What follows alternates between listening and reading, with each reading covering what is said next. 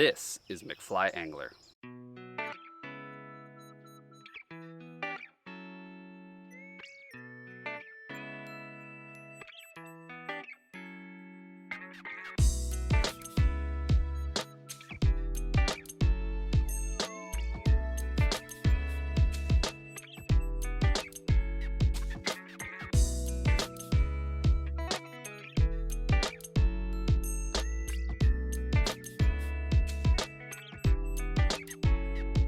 Starts now.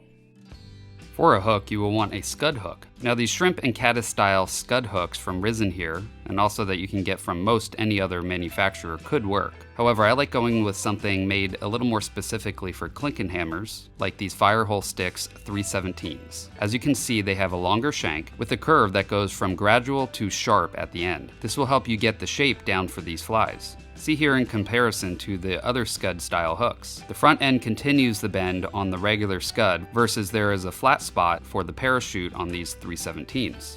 Anyway, today I'm tying a size 14. Place the hook securely in your vise. For thread, I really like this Vivas 10-aught, and today I'm using brown. Start the thread about an eye length back from the hook eye, and then snip or snap off the thread. Now bring the thread down a few hook lengths, and then come back up, and then go back down and up a few more times to build a thread base. End with your thread right in the middle of the thread bump. And now we need some parachute post material, and today I'm using poly yarn. Cut off about 2 inches of the yarn and then divide it in two, as we don't need all of this. Tie in the post material with about 2 hook shank lengths sticking out from the front with 3 tight wraps. Lift up the front section of fiber and then make a few wraps in front of it, and then pull the rear portion up and forward and make a few wraps behind it. Whoops, I messed up and dropped the bobbin. That's okay if you do too, it won't matter that much. Let's go ahead and lift everything up and make wraps around the fiber to post it up. As you can see, sometimes this will jump the fiber if you pull too hard or try to wrap up the post too far from the previous wrap. Okay, let's make this easier. Turn the hook in the vise so the eye is angling down and the post is sideways. Then we need some super glue. Place a dot on the post with your bodkin. Now start posting up the fiber, and as you can see, it's much easier.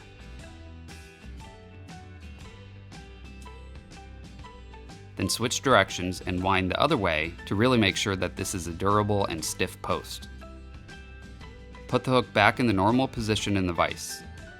And you can see here how stiff that post is now, which will make wrapping the hackle much easier. And you can cut off the excess post material now to get it out of the way. Oh, and look, we have enough here for another fly. Now we need some type of rib material, and today I'm using the X small size tinsel. This tinsel is gold on one side and silver on the other. Cut off about a foot of material, which should tie 4 to 5 of these flies. To get the gold side to show when wrapping, tie this in with the silver side up. Tie this down deep into the bend of the hook, as far as you feel comfortable tying. And now for some dubbing. I really like using this hare's ear dubbing as it has some nice guard hairs to look like a caddis casing. Separate some of the dubbing out that has less of the guard hairs, and then separate it out a bit in your fingers and dub on a thin noodle. Grab some more dubbing with the guard hairs this time, and also a bit thicker of a clump, and make a thicker noodle and push it up into the thin noodle. Start making touching wraps with the noodle up the hook shank, creating a tapered abdomen on the fly. Now I really like to have a heavily tapered body here, but you can tie this thinner, it's up to you. Either way, end with your thread in front of the parachute post, which I did not do, and you'll see why you want to do this in a second. Start making open spiral wraps up the hook shank over the dubbing body to rib the fly. As you can see, it's the gold side that is showing. Okay, right there, you can see why having the thread in front of the post is better. Anyway, capture the tinsel and then trim off the waist. Lightly brush out the body with your fingers and then trim off all the extra long guard hairs to make a shaggy looking body. Now we need 2 peacock hurls. Align the tips and snip off the brittle part of the tips. Tie this in on the side of the hook, winding back to behind the post. Then bring your thread back up to in front of the post once again. Now we need some hackle, and today I'm using this Grizzly dry fly hackle.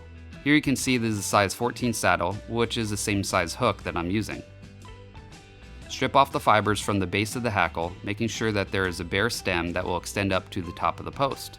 Also note that the saddle feathers have a curve to them, and you'll want the fibers angling upward like so. Tie this down in front of the post, and then angle the feather up and tie it on top of the post. Bring the thread back down to the post once again and leave it behind the post. Now start wrapping the peacock hurl around the head and in front of the post, leaving the thread behind the post. Wrap up to the hook eye and then back. When you jump behind the post, make sure that you go under the thread. And then ensure your thread wraps over the peacock while making a wrap around the post.